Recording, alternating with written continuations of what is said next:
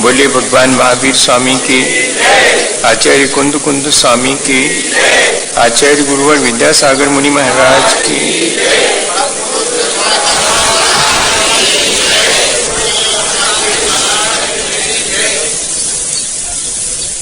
हम सभी लोग अपने जीवन को अच्छा बनाने के विभिन्न उपायों पर विचार कर रहे हैं। एक बहुत आसान सा अपने जीवन को अच्छा बनाने का उपाय भगवान की भक्ति भी है।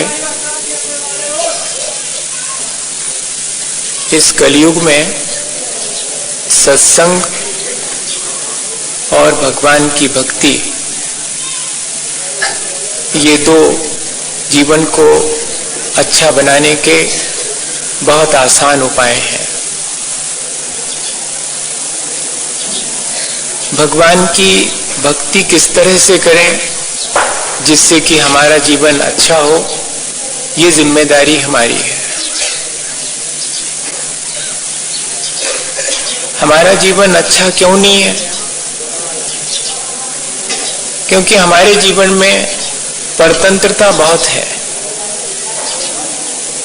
हम इंद्रिय और मन के विषयों को लेकर के बहुत परतंत्र हैं। हमारी इच्छाएं, हमारी वासनाएं, वे भी हमें परतंत्र बनाए हुए हैं। और भगवान की भक्ति हमें इस तरह की परतंत्रता से मुक्त करने में कारण बनती है। भगवान का दर्शन, उनकी वीतरागता का स्मरण, उनके गुणों का चिंतन और उनके जैसे बनने की भावना और लगन हमारे जीवन में आसक्ति को घटाती है, इंद्रिय और मन के विषयों से हमें विरक्त करती है और हम अपने उस स्वाधीन और स्वतंत्र आत्म स्वरूप की तरफ दृष्टिपात करते हैं, जिससे कि हमारा जीवन अच्छा बनने लगता है। भक्ति तो सभी लोग करते हैं, तो फिर क्यों सबका जीवन अच्छा नहीं बन पाता? असल में भक्ति करने का सबका ढंग अलग अलग हो सकता है, पर भक्ति की जो भावना है वो ज्यादा महत्वपूर्ण है। हम लोगों का भक्ति करने का जितना ध्यान भक्ति के ढंग पर है कि किस ढंग से भक्ति की जानी चाहिए, उससे यदि अधिक ध्यान इस बात पर हो कि किन भावों से भक्ति की जानी चाहिए, तो जरूर हमारा जीवन उस भक्ति के माध्यम से भी बहुत ऊंचा उठ सकता है। एक प्रेयरफुल, एक डिवोशनल एटीट्यूड हमारे भीतर जब तक नहीं होगा, तब तक वो हमारी भक्ति हमारे जीवन को ऊंचा नहीं उठा सकती, हमारे जीवन को अच्छा नहीं बना सकती। भगवान की भक्ति करने वाले के लिए भगवान कुछ देते लेते हो, ऐसा नहीं है। असल में वो जो हमारी भक्ति का भाव है, वो हमारे चित्त को निर्मल बनाता है। ये हमारी उपलब्धि है, हमारे भीतर के विकारों को हटाता है, हमें स्वाधीन और स्वतंत्र बनाता है, हमारी परतंत्रता को मिटाता है। वो जो भक्ति का भाव है, वही हमारे जीवन को परिवर्तित करने का सबसे बड़ा कारण है। भगवान तो सिर्फ एक निमित्त है। उनकी प्रेजेंस, उनकी उपस्थिति का एहसास, वो हमारे जीवन को परिवर्तित करता है। लेकिन हम सबका ध्यान वर्तमान में भक्ति कैसे की जाए, उसका क्या ढंग होना चाहिए, इस पर ज्यादा होता है। एक व्यक्ति को मंदिर में पूजा का काम सौंपा गया। पुजारी की तरह उसे मंदिर में रखा गया और 6 आने पैसे के हिसाब से उसे वेतन मिलेगा, ये तय कर दिया गया। सस्ते का जमाना था, 96 पैसे बहुत है। मजा ये है कि अब तो सब काम इसी तरह होते हैं, जिनमें भावना से अधिक धन, पैसा, ये सारी चीजें ज्यादा जुड़ी हुई होती हैं।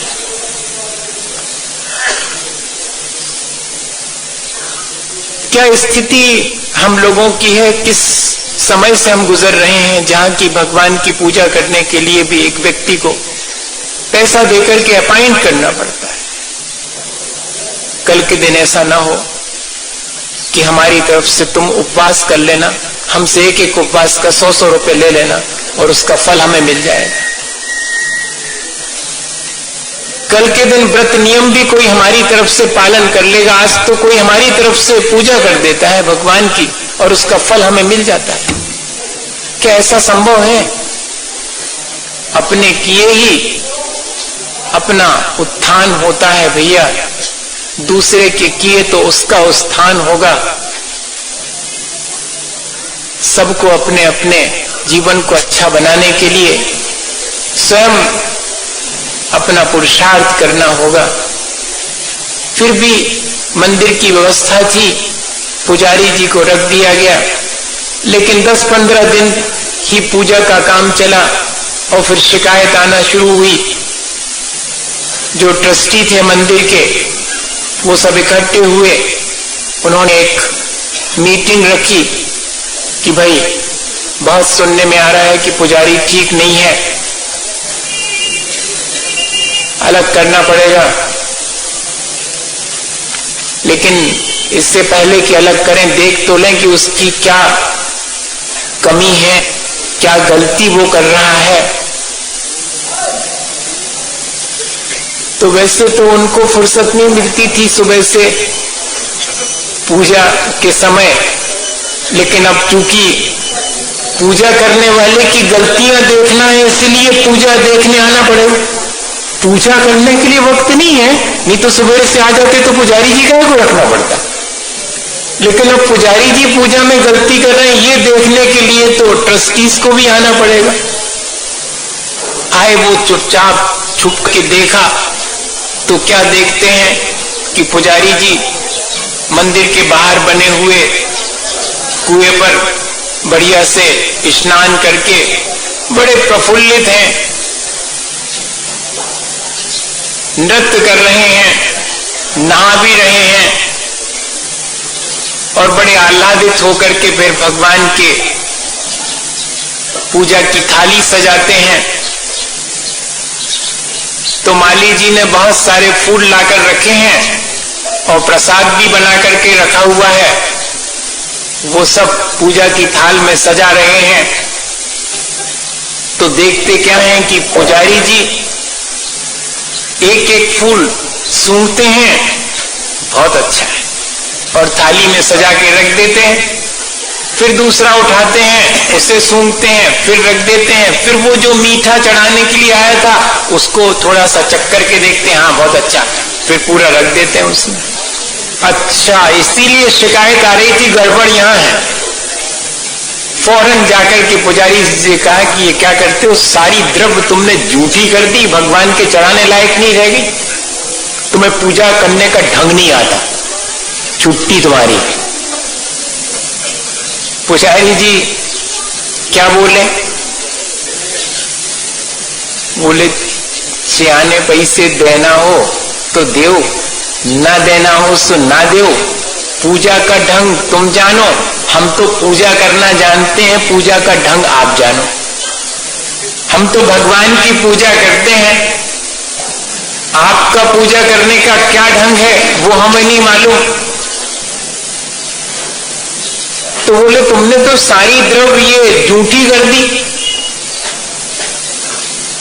बोले ये भी मैं नहीं जानता, मैं जब बचपन में छोटा सा था तो मेरी माँ भी कोई भी चीज मुझे खिलाने से पहले खुद चक्के देखती थी कि ठीक है कि नहीं। और इतने बड़े भगवान को अगर मैं फूल चढ़ाऊं और उसमें सुगंध ही नहीं आए तो वो क्या कहेंगे कि ऐसा चढ़ा है बिना सुगंध वाला। तो पहले सूंघ करके खुद देख लेता हूं कि अगर ठीक है तो चढ़ता हूं। मेरे पूजा करने का ढंग तो ऐसा ही है जैसे कि माँ अपने बेटे को बहुत प्यार से भोजन कराती है। मैं भी अपनी पूजा भक्ति बहुत प्यार और बहुत श्रद्धा से करता हूँ।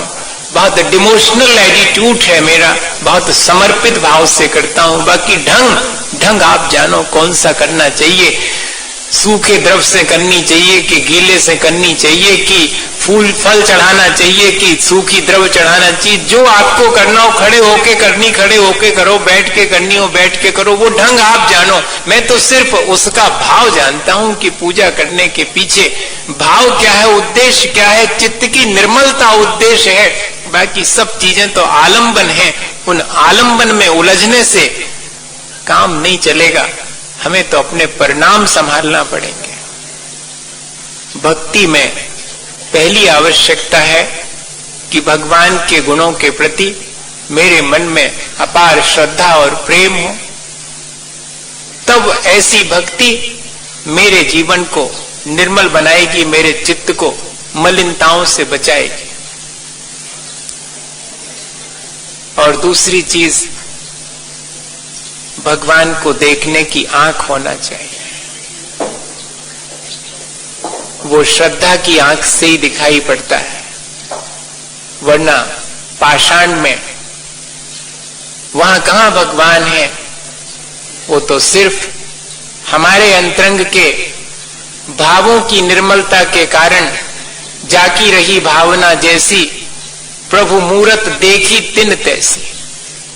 मूर्ति में भगवान नहीं है, मेरे भावों में मैंने भगवान को, उनके गुणों को स्मरण में ला करके उस मूर्ति में आरोपित किया है। वो मूर्ति तो सिर्फ माध्यम है, मेरे उस भगवान की छवि जो मेरे अंतरंग में है उसका वो प्रतिरूप है, उसकी वो प्रतिकृति है। वो मूर्ति को नहीं पूछता, मैं उसमें बैठे हुए मूर्तिमान को पूछता हूं। इस श्रद्धा के साथ यदि हमारी भक्ति है तो वो भक्ति हमारे जीवन को अच्छा बनाने में कारण बनेगी। सुनने में आता है, कहते भी हैं अपन कि कण कण में भगवान है। इसके मायने क्या है? इसके मायने ये है कि मेरे अंदर इतनी श्रद्धा है कि जहां कहीं भी देखता हूं, जहां भी सांस धड़कती है वहां पर मुझे भगवत्ता दिखाई पड़ती है। क्योंकि जैसी चेतना परमात्मा अवस्था को प्राप्त करने की सामर्थ्य और हैसियत वाली जैसी चेतना मेरी है, वैसी ही सबके भीतर है। इसलिए एक दीनहीन व्यक्ति के भीतर भी मुझे वही चेतना और उसकी वो परमात्मा अवस्था को प्राप्त करने की सामर्थ्य दिखाई पड़ती है। इसलिए कहना पड़ा कि कण कण में भगवान दिखाई देते हैं। ये चाहिए भक्ति के लिए दृष्टि, भक्ति के लिए भाव अत्यंत निर्मल हो, भक्ति के लिए दृष्टि अत्यंत श्रद्धा संपन्न होनी चाहिए। तब जाकर के वो भक्ति हमारे जीवन को रूपांतरित कर पाएगी, परिवर्तित कर पाएगी। कोशिश करें ऐसी दृष्टि। अभी तो दृष्टि में कोई अपना, कोई पराया, कोई दीनहीन गरीब, कोई छोटा, कोई बड़ा, जाने कितने भेदभाव से युक्त जीव दिखाई पड़ता है। लेकिन एक वैसी दृष्टि जहां हर जीवात्मा के भीतर भगवत्ता दिखाई देने लगे, वैसी दृष्टि हमारे भीतर उत्पन्न हो, तो जिसके भीतर ऐसी दृष्टि उत्पन्न हो जाएगी, बताइए उसका जीवन अच्छा बने बिना कैसे रहेगा। वादिराज महाराज ने भगवान की भक्ति करी और भगवान की भक्ति करते हुए वो शुरुआत में जय घोष करते हैं कि ये शुरू करता हूं भगवान आपकी भक्ति। मेरे कर्मों के बंधन से मैं आपकी भक्ति के माध्यम से मुक्त हो जाऊंगा, तब और कौन सा संसार का दुख है जो कि मेरे जीवन में शेष रह जाएगा। इतनी अपार श्रद्धा और इतने दृढ़ आत्मविश्वास के साथ वे भक्ति शुरू करते हैं, क्योंकि उनके पास वो दृष्टि है, वो देख पा रहे हैं भगवान के स्वरूप के जैसा ही मेरा स्वरूप है, प्राणी मात्र के भीतर भी वही आत्मा विद्यमान है। ऐसी दृष्टि के कारण वो इतने आत्मविश्वास से भर करके कह रहे हैं कि मैं चाहूं तो आपकी भक्ति के द्वारा ऐसी दृष्टि प्राप्त करके अपने सारे विकारों को, अपने सारे कर्मों को हटा करके और संसार के दुखों से मुक्त हो सकता हूं। और आगे कहते हैं, ज्योति रूपम दुरित निवाह ध्वांत विध्वंस हेतुम तामे बाहुर जिनवर चिरम तत्व विद्या वियुक्ता चेतो वासे भवसी चमम स्वार मुद्भास मानस तस्मिन नमः कदमिव तमो वस्तु तो वस्तु में स्टे। हे भगवान, मैंने बहुत बड़े बड़े महान आत्माओं से ये कहते सुना है कि आप ज्योति रूप हैं, दुरित निवाह ध्वांत विध्वंस हेतुम, और ऐसे ज्योति स्वरूप हैं जो हमारे भीतर के पाप रूपी अंधकार को नष्ट करने वाला है। ये जो सूरज की रोशनी है वो तो संसार में फैले हुए रात्रि के अंधकार को दूर करने में कारण बनता है, लेकिन आप उस ज्योति रूप हैं जो हम सबके चित्त में बैठे हुए विकार के अंधकार को, पाप के अंधकार को दूर करने में सहायक है। ये मैं कह नहीं रहा हूं, ये तो मैंने सुना है, बहुत बहुत महान लोगों से सुना है। मैंने तो सिर्फ इतना किया है भगवान कि चेतो वासे भवसी चमम, आपको अपने हृदय में बिठा लिया है। भक्ति में तीसरी जरूरत है कि भगवान के प्रति इतनी निकटता का एहसास हो कि मानो वे हमारे ही अंतरंग में आकर विराजे हैं। भगवान अंतरंग में आके विराजेंगे, इसके मायने बहुत फिजिकल एग्जिस्टेंस नहीं है। वो जो भगवान की गुणवत्ता है, वो जो उनकी वीतरागता है, वो मेरे भीतर भी प्रकट हो जावे तो मानो भगवान मेरे ही अंदर आकर के विराज गए हैं। वहां आशय ये लेना चाहिए। और कह रहे हैं वादिराज महाराज की चेतो वासे भवसी चमम स्फारम उद्भासम मानस, आप मेरे हृदय में आकर के प्रकाशमान हो रहे हैं, तब बताइएगा मेरे अंदर पाप रूपी अंधकार रहेगा कैसे। मेरा चित्त उस पाप से मुक्त हो जाएगा जिसके कारण संसार के दुख भोगना पड़ते हैं। तो मैं सारे संताप से ही मुक्त हो जाऊंगा अगर मेरे भीतर का पाप का अंधकार नष्ट हो जावे, मुझे भी ज्ञान की ज्योति प्राप्त हो जाएगी। तो फिर कहां इस संसार का कोई दुख मेरे जीवन में शेष रहेगा। इतने आत्मविश्वास के साथ, इतनी भगवान से निकटता महसूस कर रहे हैं, एक दृष्टि उनके पास है, एक भाव उनके पास है। हम भी चाहें तो अपने भावों को भगवान की भक्ति के योग्य बनाएं, अपनी दृष्टि को निर्मल बनाएं जिसमें कि सब दूर भगवत्ता दिखाई पड़ सके, और अपने ही अंतरंग में उस भगवत्ता की प्रेजेंस फील कर सकें, उसके होने का एहसास हमारे भीतर हो, उससे निकटता का एहसास हमारे भीतर हो। फिर देखिएगा ये सारी चीजें हमारे जीवन को कितना अच्छा बनाती हैं और हमें इस संसार के दुखों से मुक्त करने में हमारी मदद करती हैं। होना चाहिए हमारे अंदर दृष्टि, भावों की निर्मलता। तर्क वितर्क से भक्ति का कोई संबंध नहीं है।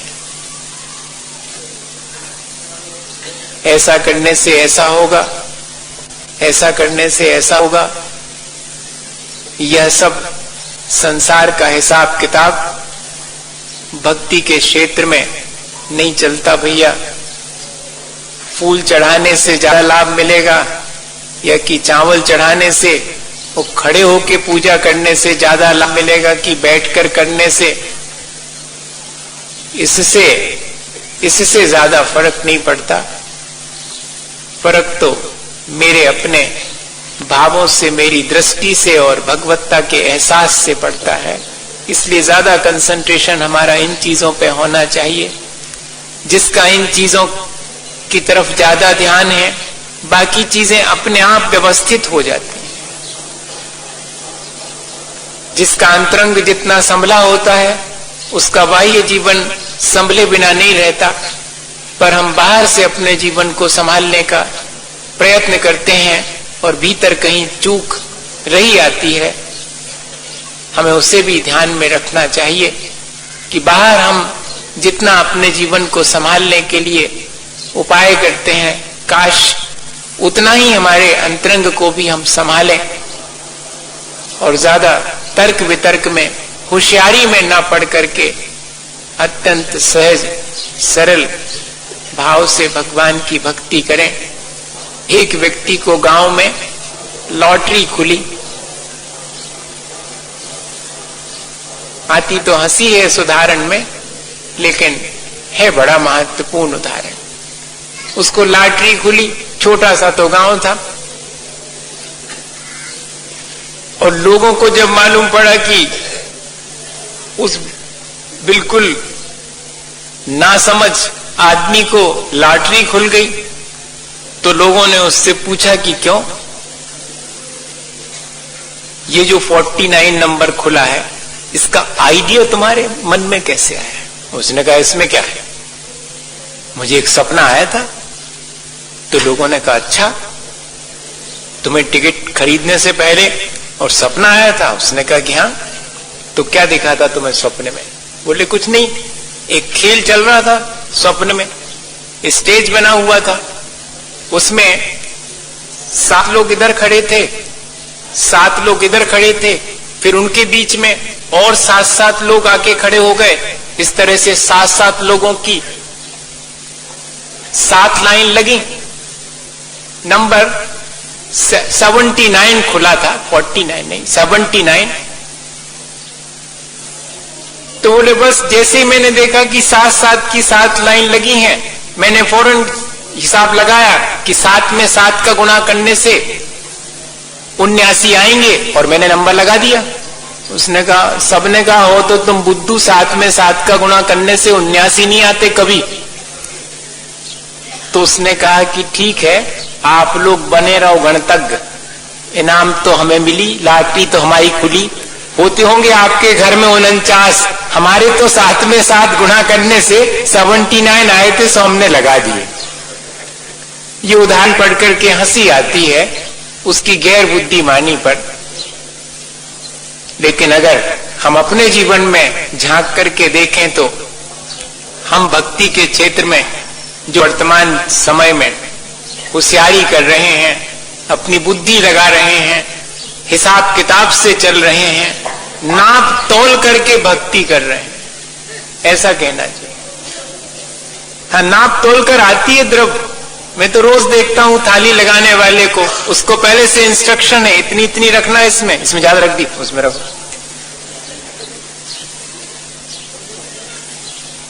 थाली लगाते हैं तब भी उसका तय है कि इतनी द्रव्य धुलेगी, इससे ज्यादा नहीं धुल सकती, इससे ज्यादा नहीं चढ़ेगी, क्योंकि हिसाब तय है, क्योंकि इतनी द्रव्य का इतना खर्चा आता है, वो ट्रस्टीज ने उतना ही दिया है, उतने की चढ़ाना पड़ेगी। उतने में अगर आपका भाव खूबा भर करके चढ़ाने का, तो नहीं, आप तो उतने ही चढ़ाओ, बस ऐसी।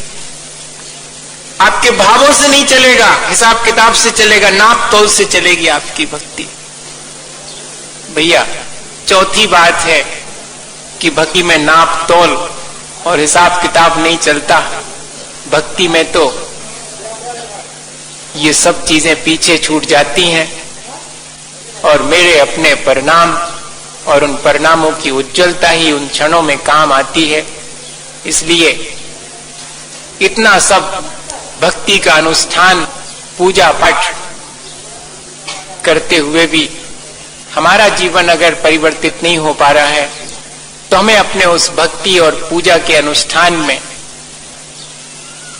कहाँ क्या परिवर्तन करना है वो कर लेना चाहिए, और इस भक्ति के माध्यम से जैसे बने अपने जीवन को अच्छा बनाने के लिए प्रयत्न करना चाहिए। इसी भावना के साथ कि हम श्रद्धा और भावों की निर्मलता से भक्ति करके अपने जीवन को अच्छा बनाएं। बोलिए आचार्य गुरु और विद्यासागर मुनि महाराज।